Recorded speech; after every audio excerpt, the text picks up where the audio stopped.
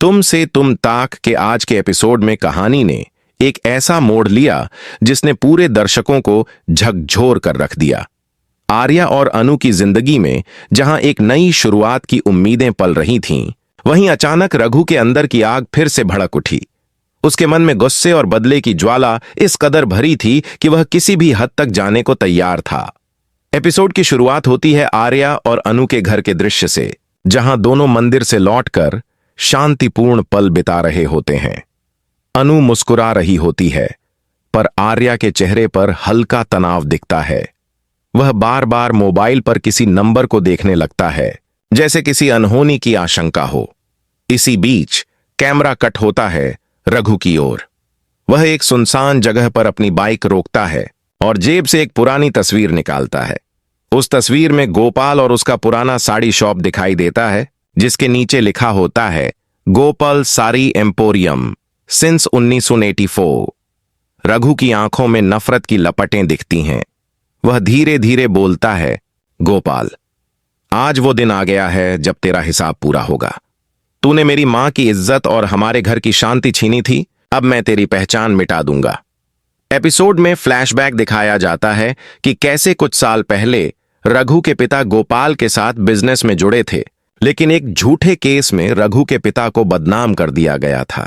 गोपाल ने सारा नाम और दुकान अपने नाम कर ली थी और रघु का परिवार तबाह हो गया था। आज वही दर्द बदले की आग बनकर रघु के भीतर सुलग रहा था। रात का समय होता है। गोपाल की दुकान, जो शहर की सबसे पुरानी साड़ी शॉप है, में रोशनी चमक रही होती है। गोपाल अंदर हिसाब किताब में व्यस्त होता है, जबकि उसका बेटा रवि किसी ग्राहक से फोन पर बात कर रहा होता है। तभी दुकान के पीछे एक छाया दिखाई देती है। रघु चेहरे पर मास्क लगाए, हाथ में पेट्रोल की बोतल और माचिस लिए खड़ा होता है। उसका चेहरा ठंडा है, पर आंखों में उबलता ज्वालामुखी है। वह धीरे से पेट्रोल दुकान के किनारों पर डालता है और मन ही मन कहता है, यह सिर्फ आग नहीं, यह मेरा न्याय है। अगले ही पल वह माचिस की तीली जलाता है और दुकान की ओर फेंक देता है। पल भर में लपटें उठने लगती हैं। कपड़े और साड़ियां आग में जल उठती हैं। गोपाल साड़ी एम्पोरियम का बोर्ड धधकने लगता है। भीड़ इकट्ठा होने लगती है। उधर आर्या अपने ऑफिस में होता है। उसका फोन लगातार बजता है। वह कॉल उठाता है। आर्या सर, गोपाल जी की दुकान में आग लग गई है। आर्या हैरान होकर उठ खड़ा होता है। क्या? कैसे? उसकी आवाज कांपती है। वह कार की चाबी उठाता है और तेजी से वहां की ओर भागता है। दूसरी तरफ अनु मंदिर में पूजा में होती है। जैसे ही आर्या की कार के टायरों की आवाज सुनाई देती है, उसे कुछ अनहोनी का आभास होता है। वह तुरंत आर्या को कॉल करती है, पर कॉल रिसीव नहीं होता। अनु के चेहरे पर चिंता की लकीरें गहरी हो जाती हैं। सीन कट होता है आग के दृश्य पर। आग पूरी दुकान को घेर चुकी होती है। लोग पानी की बाल्टियां फेंक रहे होते हैं, पर कोई फायदा नहीं। तभी आर्या वहां पहुंचता है। उसका चेहरा सदमे से भरा है। वह गोपाल को ढूंढने लगता है। गोपाल जी, कहां हैं आप? आवाज लगाते हुए वह दुकान के अंदर घुसने की कोशिश करता है, लेकिन फायर ब्रिगेड उसे रोक देती है। गोपाल वहीं खड़ा होता है, आंखों में आंसू, चेहरे पर सदमा। वह बार बार कह रहा होता है, यह किसी की साजिश है, किसी ने मेरी मेहनत का घर जला दिया। आर्या उसे पकड़कर कहता है, गोपाल जी, शांत हो जाइए, पुलिस आने वाली है। इस बीच कैमरा फिर रघु की ओर जाता है। वह दूर किसी छत से जलती हुई दुकान को देख रहा होता है। उसकी आंखों में संतोष की परछाई है, लेकिन दिल में एक दर्द भी। वह बुदबुदाता है, अब शायद मां की आत्मा को शांति मिले। आर्या को धीरे धीरे शक होने लगता है कि यह कोई दुर्घटना नहीं, बल्कि किसी का प्लान किया हुआ कदम है। उसके मन में तुरंत रघु का नाम आता है, क्योंकि उसने कुछ दिन पहले रघु को गोपाल से बहस करते देखा था। वह तुरंत पुलिस को फोन करता है और कहता है, रघु को ढूंढो, वो इस आग के पीछे हो सकता है। अनु, जो इस बीच मंदिर से निकल चुकी होती है, वहां पहुंचती है। वह आर्या के पास आती है और पूछती है, क्या हुआ आर्या? आर्या धीमे स्वर में कहता है, रघु, उसने शायद ये सब किया है। अनु का चेहरा सख्त हो जाता है। लेकिन क्यों आर्या? रघु इतना गिर कैसे सकता है? एपिसोड का क्लाइमेक्स तब आता है जब पुलिस रघु को पकड़ने के लिए निकली होती है, लेकिन रघु पहले ही कहीं गायब हो चुका होता है। एक बैकग्राउंड म्यूजिक चलता है। बदला वो ही ले सकता है जिसका दिल अब दर्द से खाली हो गया हो। गोपाल की दुकान राख हो चुकी होती है।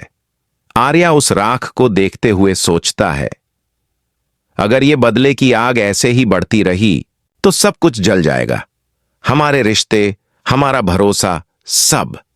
कैमरा धीरे धीरे अनु और आर्या के चेहरों पर जाता है, जहां चिंता, गुस्सा और दुख तीनों एक साथ झलकते हैं।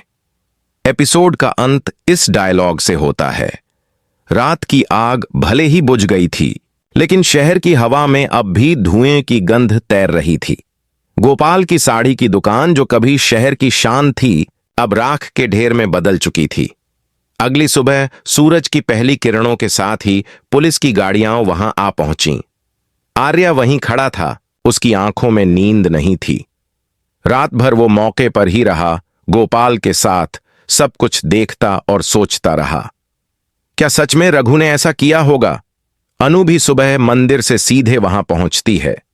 उसके चेहरे पर चिंता और स्नेह का मिश्रण था। उसने आर्या का चेहरा देखा, थका हुआ पर भीतर गहराई में उबलते सवालों से भरा हुआ। आर्या, उसने धीरे से कहा, अब हमें सच्चाई पता लगानी होगी। सिर्फ शक से कुछ नहीं होगा। आर्या ने सिर हिलाया। हां अनु, लेकिन रघु गायब है। पुलिस को वो कहीं नहीं मिल रहा। इस बीच इंस्पेक्टर देशमुख वहां आता है। वह रिपोर्ट निकालते हुए कहता है, आर्या जी, हमें सीसीटीवी फुटेज में एक बाइक दिखी है जो आग लगने से पहले दुकान के पीछे रुकी थी। नंबर प्लेट आंशिक रूप से जल चुकी है, लेकिन हमारे सिस्टम में ट्रेस हुआ है, बाइक रघु के नाम पर है। आर्या और अनु दोनों चौंक जाते हैं। अनु कहती है, इसका मतलब रघु वहीं था जो वहां था। इंस्पेक्टर कहता है, हां, पर अभी भी पक्का नहीं, हमें सबूत चाहिए। दृश्य कट होता है रघु की ओर। वह एक पुरानी झोंपड़ी में बैठा है, आंखों में लालिमा और चेहरा धूल से भरा। उसके हाथ में एक पुराना पेंडेंट है, उसकी मां का। वह उसे कसकर पकड़ता है और कहता है, मां, मैंने तेरी कसम खाई थी कि मैं तेरे साथ हुए अन्याय का बदला लूंगा। मैंने अपना वादा पूरा किया, लेकिन अब सब मेरे पीछे हैं। उसकी आंखों से आंसू बहते हैं, पर अगले ही पल वो खुद को संभालता है। नहीं, अब डरने का वक्त नहीं। जो शुरू किया है उसे खत्म भी मैं ही करूंगा। इधर आर्या अपने ऑफिस में बैठा है। गोपाल का बेटा रवि आता है, आंखों में गुस्सा लिए। आर्या भाई, अगर रघु ने यह किया है तो मैं उसे नहीं छोड़ूंगा। उसने हमारे परिवार की इज्जत मिटा दी। आर्या धीरे से कहता है, रवि, हिंसा का जवाब हिंसा नहीं है। हम कानून के रास्ते चलेंगे। पर रवि की आंखों में बदले की आग थी। वह कहता है, आपको पता नहीं आर्या भाई, वो रघु कितना खतरनाक है। आर्या चुप रह जाता है, क्योंकि अंदर से उसे भी डर था कि रघु अब सिर्फ बदला नहीं चाहता, बल्कि सब कुछ खत्म कर देना चाहता है। दृश्य बदलता है। अनु पुलिस स्टेशन जाती है। वह रघु के पुराने रिकॉर्ड देखती है और एक फाइल में कुछ नोटिस करती है, एक पुरानी एफआईआर जिसमें गोपाल का नाम भी है। अनु की आंखें चौड़ी हो जाती हैं। वह खुद से बुदबुदाती है, तो रघु की कहानी में भी कुछ सच्चाई थी। वह रिपोर्ट लेकर आर्या के पास जाती है और कहती है, आर्या, ये देखो, गोपाल ने सच में रघु के पिता के खिलाफ झूठी गवाही दी थी। शायद रघु का गुस्सा किसी गलत फहमी से नहीं, बल्कि दर्द से भरा था। आर्या कुछ पल के लिए चुप रहता है। उसकी आंखों में उलझन थी। मतलब गोपाल पूरी तरह निर्दोष नहीं था। अनु कहती है, सच काला या सफेद नहीं होता आर्या, कभी कभी वो राख के रंग जैसा होता है, बीज का। जैसे आज ये दुकान बनी थी। उस पल आर्या समझ जाता है कि मामला सिर्फ बदले का नहीं है, बल्कि अधूरे न्याय का भी है। वह रघु को पकड़वाना नहीं चाहता, बल्कि उसे समझना चाहता है। अगला सीन बेहद सिनेमैटिक है। आर्या और अनु पुराने बस स्टैंड पर पहुंचते हैं, जहां किसी ने रघु को आखिरी बार देखा था। ठंडी हवा चल रही थी, आसमान में बादल घिर रहे थे। अनु धीरे से कहती है, वो यहीं कहीं होगा, आर्या। अचानक पीछे से एक आवाज आती है। क्यों ढूंढ रहे हो मुझे? दोनों पीछे मुड़ते हैं। रघु वहां खड़ा है, चेहरे पर गुस्सा नहीं बल्कि दर्द का सागर। आर्या एक कदम बढ़ाता है। रघु, तूने आग क्यों लगाई? रघु कहता है, क्योंकि जब सिस्टम अंधा हो जाए तो इंसान खुद न्याय करता है। अनु धीरे से कहती है, न्याय नहीं रघु, ये विनाश था। रघु की आंखें नम हो जाती हैं। वो दुकान नहीं जली दीदी, वो मेरा दर्द जल रहा था। हर वो दिन जब मेरी मां लोगों की नजरों से छिपती थी क्योंकि गोपाल ने उसे बदनाम किया था। आर्या कहता है, पर तेरा बदला अब कई लोगों का जीवन जला चुका है।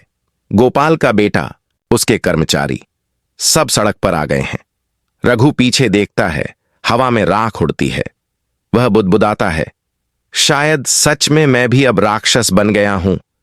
सीन बहुत भावनात्मक है। अनु धीरे से आगे बढ़ती है और कहती है, अब भी देर नहीं हुई है। अगर तू आत्मसमर्पण कर दे तो शायद सच्चाई सामने आएगी। रघु कुछ देर तक चुप रहता है, फिर कहता है, क्या सच मुझे निर्दोष साबित कर पाएगा? आर्या जवाब देता है, शायद नहीं, पर तेरे मन को शांति जरूर मिलेगी। रघु धीरे धीरे सिर झुका देता है। कैमरा उसकी आंखों के आंसू पर झूम करता है। बैकग्राउंड में म्यूजिक बजता है। कभी कभी आग भी रोशनी देती है, अगर उसे सही दिशा दी जाए। फिर दृश्य कट होता है। पुलिस वहां पहुंचती है। रघु खुद अपने हाथ आगे बढ़ाता है और कहता है, मैंने गलती की है, सजा मुझे मिलनी चाहिए। अनु और आर्या दोनों चुपचाप देखते रहते हैं।